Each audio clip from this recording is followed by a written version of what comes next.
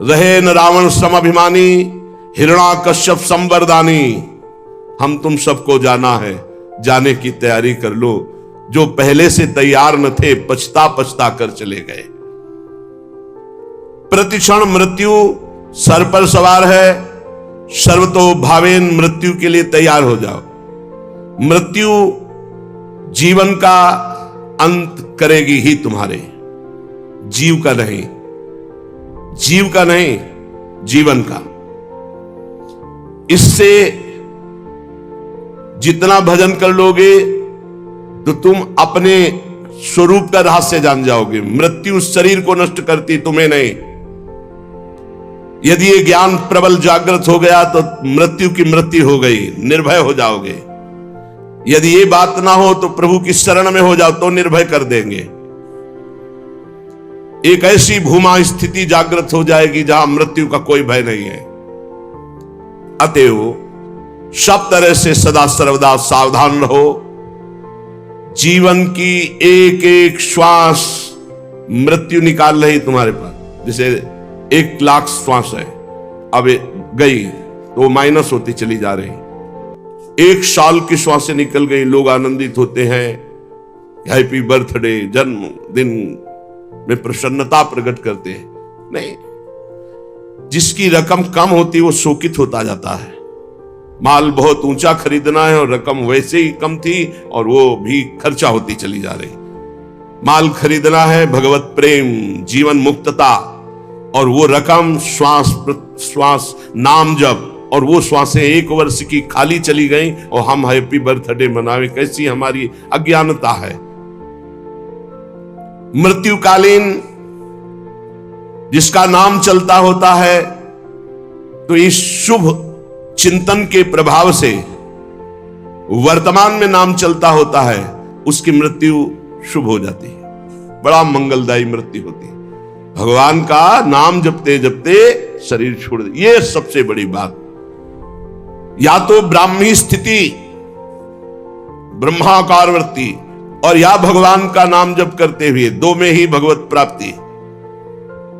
इससे मृत्यु को सदा पहचानो कि मेरे सिर पर सवार कभी भी हो सकती, घटना प्रतिघटना कभी कुछ भी हो सकता है। शरीर पता नहीं रहे कि ना रहे, इसलिए राधा राधा राधा राधा। भगवत स्मृति प्रतिपल यदि है तो घबराहट नहीं होगी, भय नहीं होगा, बड़े आराम से शरीर छूटेगा। शरीर तो छूटना ही है और बड़े आराम की व्यवस्था में पहुंच जाओगे जहां श्यामा श्याम परमानंद बरस रहा है। इस क्षणभंगुर शरीर में भजन ही सार्थक है। जितना भजन कर लोगे उतना ही सार्थक जीवन जाएगा। पर कामनाओं के कारण भजन नहीं हो पाता। जिसने समय रूपी संपत्ति पर महत्ता दे दी वो महान बन गया। ये कामनाएं हमारे समय को भगवान से विमुख करके नष्ट कर रही हैं। अरे भाई, कल्प 2 कल्प वाला शरीर तो है नहीं। 100 वर्ष, और आजकल का जो खान पान और रहनी है, आजकल के जो आचरण है, वो अकाले मृत्यु में पहुंचा देते हैं। 70-80 तक तो पहुंचना मुश्किल हो रहा है। अब इतने रोग चल गए हैं, नौजवान हैं, high blood pressure, low blood pressure, 500 sugar, ये वो, मतलब मृत्यु बिल्कुल पूरी व्यवस्था की है। ये कामनाएं हमको भगवान से विमुख किए हुए हैं। ये कामनाएं हैं तो बड़ी तुच्छ, पर हमको बड़ी महान समझ में आ रही हैं, बड़ी उत्तम समझ में आ रही हैं। अगर उत्तम और महान न समझ में आती तो कामना छोड़कर भजन करते। कर्तव्य का पालन करो, कामना की जरूरत नहीं। कर्तव्य पालन करते हुए फल में समान भाव रखो। सुख दुख समय कृत्वा लाभा लाभो जया जय हो। जय हो या पराजय, लाभ हो या हानि, सुख हो या दुख, अपने कर्तव्य कर्मण्येवाधिकारस्ते मा फलेषु कदाचन। फल में ही कामना, फल में ही दुर्गति, फल में ही बंध जाना, फल में ही भजन विमुख हो जाना है।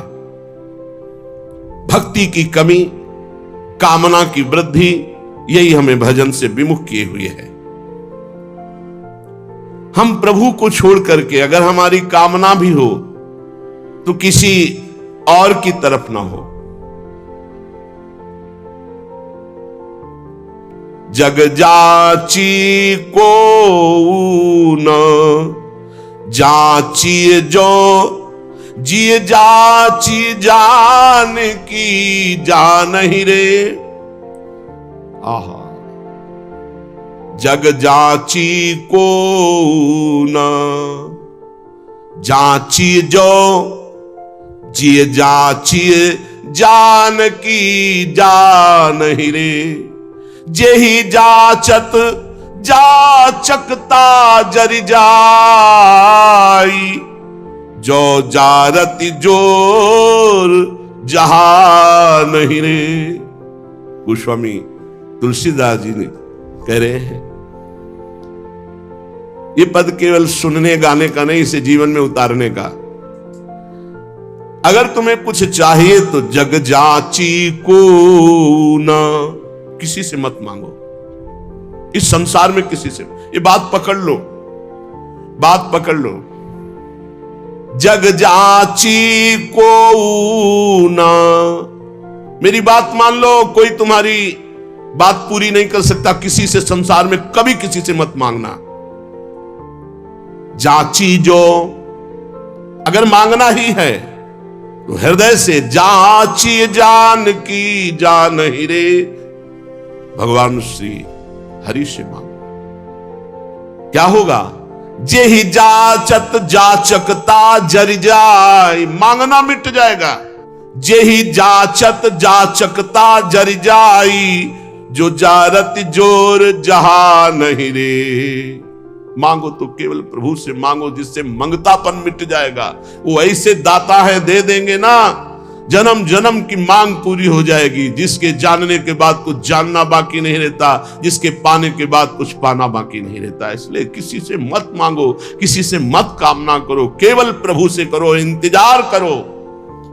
उनकी बाट जो हो किसी और की तरफ मत देख लेना।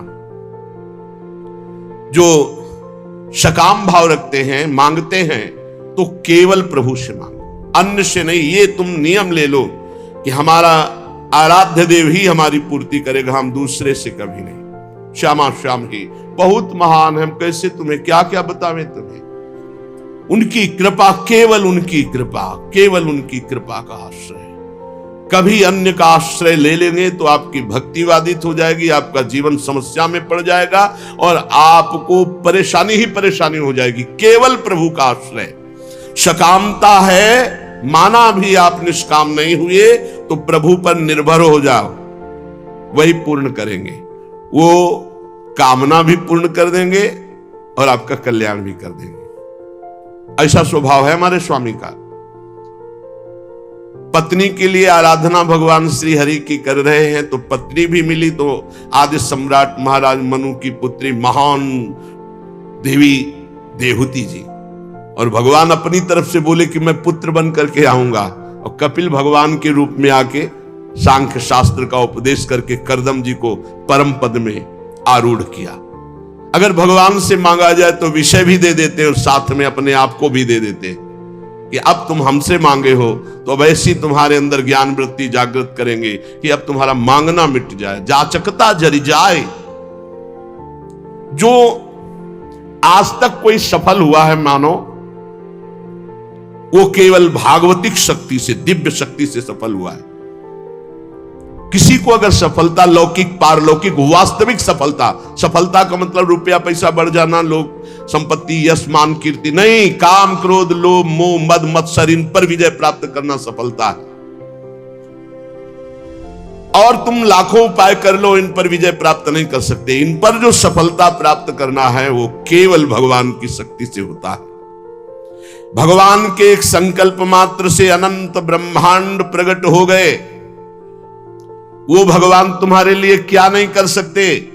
तुम अन्य आश्रय, अन्य कामना ना करो, केवल भगवान का आश्रय लेकर भगवान से भगवान की कामना करो, निहाल हो जाओगे। अगर द्रौपदी जी अन्य आश्रय न लेकर के पहले ही भगवान को आर्तभाव से पुकार देती तो समस्या इतनी नहीं बढ़ पाती। समस्या आई तो बहुत जगह मन फैला द्रौपदी जी का।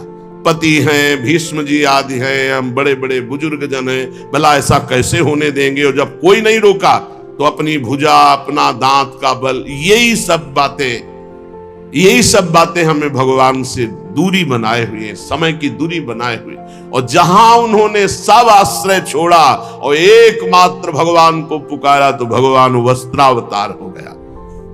ये केवल कथा सुनाने और पढ़ने की विषय, सुनने का पढ़ने का विषय नहीं, ये जीवन में उतारने का है कि चाहे विपत्ति हो, चाहे कामना हो, कैसी भी परिस्थिति, सीधा श्री भगवान से, सीधा श्री भगवान से आर्त भाव से अन्य आश्रय छोड़कर पुकारे तो हमारे जीवन का बहुत बहुत आनंदमय परिवर्तन हो जाएगा। यदि हम साधारण जीवन अपनाए तो असाधारण विचार हमारे सुरक्षित हो जाएंगे भजन के लिए। यह तो सच्ची बात है। विलासिता का स्वयं का जीवन नहीं होना चाहिए। हमारे पास जो सुख सामग्री वो दूसरों के लिए है, अपने लिए जिससे कम खर्चे से काम चल जाए वैसे चलाना चाहिए। अपना जीवन बहुत ही सात्विक होना चाहिए। हम टूटी से उतना ही जल लेते हैं जितनी आवश्यकता होती है, उतना ही बिजली चलाना जितनी आवश्यकता, नहीं तो बल्ब बंद करके अगर प्रकाश से काम चल रहा है बाहरी तो बल्ब नहीं जलाना है।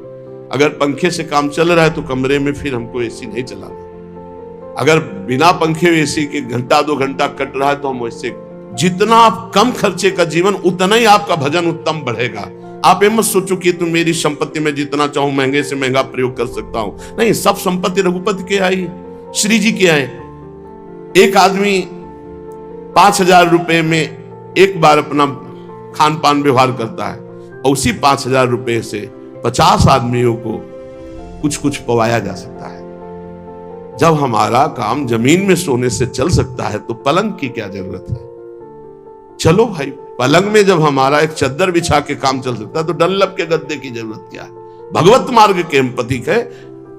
महापुरुषों के वचन, साधारण से साधारण पहले जीवन जीना सीखो। एक कुशासन और मार्किन के सिवा कोई नहीं बिछाए थे। एक कुशासन, कुशकासन, उसके ऊपर मार्किन। साधारण तौर तरीके, अगर असाधारण भजन करना है तो हमारी बात मान लो। जितना रजोगुण बनवाओगे, जितना रजोगुण एकत्रित करोगे, उतने ही तुम्हारे भजन में बाधक होगी। मरोगे तो है, शरीर भी नष्ट होगा तुम्हारा और मकान भी दूसरे के हाथ लगेगा। काहे को समय बर्बाद कर रहे। अगर साधारण जीवन व्यतीत करते तो रोना आता, प्रभु मुझ गरीब, मुझ दीन पर कृपा कर दो। भगवान की प्राप्ति के लिए जबरदस्ती अपने राज्य को अपने पुत्र को दे करके महाराज मनु हरिताप गवन बन की ना, आप वृंदावन आए हो, बहुत दैन्यता से जियो। आपके पास अर्थ है, भूखे प्यासे ऐसे लोगों को पवाओ, दूसरों की सेवा में लगाओ। संत सेवा, भगवंत सेवा, श्री जी को सुंदर सुंदर पोशाक, श्री जी को भोग लगा के बांट देना, उत्तम भोग लगाए मोर मरकट को सेवा। अपने लिए बहुत साधारण, साधारण मार्किन, साधारण कपड़ा उड़ले, साधारण से जीवन, तभी असाधारण भजन होगा। जितना आप अधिक खर्च करेंगे अपने शरीर के ऊपर, साधक बहुत ध्यान से सुने, चाहे गृहस्थ हो, चाहे आपका पैसा नहीं है, वो भगवान का है। आप उचित अपने ऊपर खर्चा करें, परिवार के सुख में लगावें, संसार के सुख में लगावें, गौ सेवा, संत सेवा, भगवत सेवा, अन्य अन्य में, अपने जीवन में बहुत कम खर्चा। आप अपने समय को अधिक से अधिक बचाकर भजन में लगाएं। यदि आपके पास बहुत अच्छी धन राशि आ चुकी है तो आपको अब ज्यादा जरूरत नहीं है, तो आप उसे लोक सेवा, भगवत सेवा में लगाते हुए हर समय भजन में लगिए। ज्यादा फैलाओ मत फैलाइए। सच्ची कहते, बहुत सावधानी की जरूरत, बहुत सावधानी। अरे चाहे आप जितना 3.5 हाथ का शरीर है तुम्हारे हाथ से, उसको किसी एक कोने में पड़े रहना है। मार केवल बवाल रचे हो, अहंकार पुष्टता, मार रजोगुण की पुष्टता। हाँ, इस दरवाजा इसका आना चाहिए अमुक प्रदेश से, तो खिड़की इसकी अमुक प्रदेश की होनी चाहिए, तो लिफ्ट अमुक कंपनी की होनी चाहिए, वस्तु अमुक कंपनी। बड़ा दिमाग की सीमा, मर गए कंपनी सब लगाए, ऐसे बड़े बड़े भवन बने हुए, महल बने हुए, कबूतर हग रहे, रहने वाला कोई नहीं। पुरानी बिल्डिंगें देखो जो राजा महाराजाओं की, तुम्हारी को क्या। ये प्रमादी स्वभाव हटाइए। भजन के बहाने सुख भोगने की आदत छोड़िए तो परमात्मा प्राप्ति जल्दी हो जाए। डट करके सब झंझटों से निपट करके भजन करो। जीवन को प्रमाद से बचाकर प्रयत्न में स्थित करो। शब्द देख लो, शब्द ही है। प्रमाद से हटाओ और प्रयत्न में लगाओ। इतने माला भजन, इतना पाठ, इतना जाकर के राधा केली कुंज में करना, इतना एकांत में पाठ करना, ऐसे ऐसे अपनी दिनचर्या इतनी फिट कि उसको तोड़ना नहीं किसी भी स्थिति में। परमात्मा को भुला देने वाले सामग्री, विषयों, इन सबको हटा दो। अभी लगन नहीं लगी, इसलिए जहां तुम्हारा वास है वहां कोई भी ज्यादा भगवत विमुख करने वाली वस्तुएं अच्छी नहीं होनी चाहिए। बात ध्यान रख लो। जहां वास कर रहे हैं पूरे में राधा राधा राधा राधा राधा राधा राधा, गुरुदेव राधा वल्लभ, गुरुदेव राधा वल्लभ। जहां दृष्टि, उनकी पोशाक, उनकी माला, उनकी, बस एक आसन शयन के लिए, एक आसन बैठने के लिए, बस। आधुनिकता का जितना दर्शन होगा, रजोगुण बढ़ेगा, भजन हटेगा।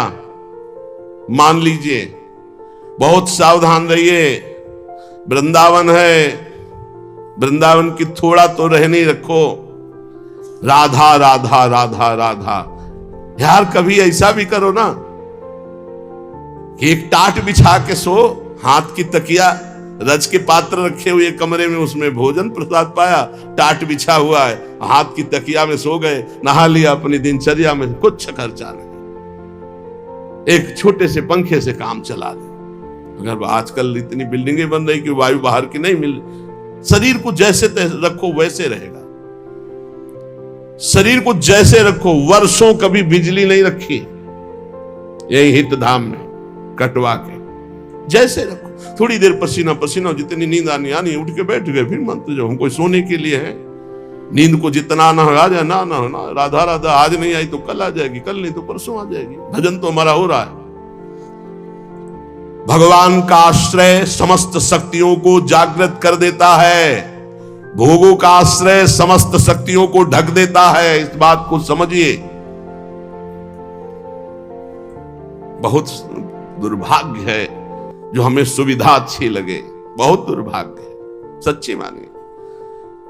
अंदर की स्थिति को तुम नहीं जानोगे, बाहर की बातें देखते हो। बड़ा दुर्भाग्य है जब सुविधा में भजन किया जाए, बड़ा सौभाग्य है जब असुविधा में भजन होता है। जो असुविधा में भजन किया महापुरुषों ने, वो सुविधा में, वो तो सुविधा भ्रम है, सुविधा भ्रम है। देखो, पूज्य श्री रघुनाथ दास गोस्वामी जी के पिता ने रसोईया, रुपया, सब व्यवस्था, सेवक जन भेजे कि अब जब जगन्नाथपुरी में ही रहेगा बेटा बाबा जी बन के, तो सारी सुविधाएं। अपने आप वैरागी को कोई शिक्षा नहीं देनी होती। एक दो दिन भोग बनाया, महाप्रभु चैतन्य देव को पवाया, फिर कहा कि जब हम भगवत मार्ग में चले तो मेरे प्रभु के द्वारा मेरा भरण पोषण होना चाहिए, ये पिता के द्वारा वैभव का नहीं। वापस कर दिया। और जगन्नाथ जी के सिंहपौर पर जो भिक्षुक जन हैं उनके बीच में खड़े हो गए। तो भिक्षुक जनों का तो अभ्यास था, दौड़ दौड़ के आगे लेते, वो गंभीरता से खड़े रहते। जब कोई उनकी तरफ देख कर दे देता तो वही पा लेते ने, रात दिन भजन करते। इस वृत्ति को भी ठीक नहीं समझा। फिर एक अन्य क्षेत्र से थोड़ा अन्य, इस वृत्ति को भी सुविधाजनक समझा। रात्रि में जो प्रसाद फेंक दिया जाता, गौएं भी नहीं पाती, वो उठाकर धोकर फिर पाते, रात दिन नाम जप। महाप्रभु चैतन्य देव जी को जब गोविंद जी के द्वारा पता लगा कि ऐसे रघुनाथ दास जी, तो चुपचाप रात्रि में गए और भोग लगा को पाना ही शुरू किया था कि ऐसे, और कहा इतना स्वादिष्ट अमृत जैसा भोग अकेले अकेले पाता है रघु, मुझको निमंत्रण नहीं दिया। अरे प्रभु आपके लायक नहीं, बोले यही तो अमृत है। महाप्रभु भगवान का आश्रय समस्त शक्तियों को जागृत करता है और भोगों का आश्रय इस समस्त शक्तियों को ढक करके पाप ताप संताप उत्पन्न करता है। जो भगवान का आश्रय ले लेता है, भगवान उसके सारे दोषों को अपना दोष मान लेते हैं, सारे उसके अपराधों को स्वयं मिटा देते हैं। भगवान के बल के समान कोई बल नहीं, इसलिए उपासक को अपना बल नहीं, भगवान का बल का भरोसा रहकर निर्भय हो जाना चाहिए। थोड़ी रहनी सुधार लो प्रभु, थोड़ी रहनी सुधार लो, थोड़ा साधारण जीवन जियो तो असाधारण भजन होने लगे। ये सब ठीक नहीं। बाहर सच्ची कहते हैं कि दुर्भाग्य समझो जो सुविधाजनक जीवन जीकर भजन करना चाहते हैं। जो साफ सुविधाओं को ठुकरा करके, साफ वैभव है लेकिन बहुत अकिंचन जीवन जीते हैं, बलिहारी उनके जीवन की।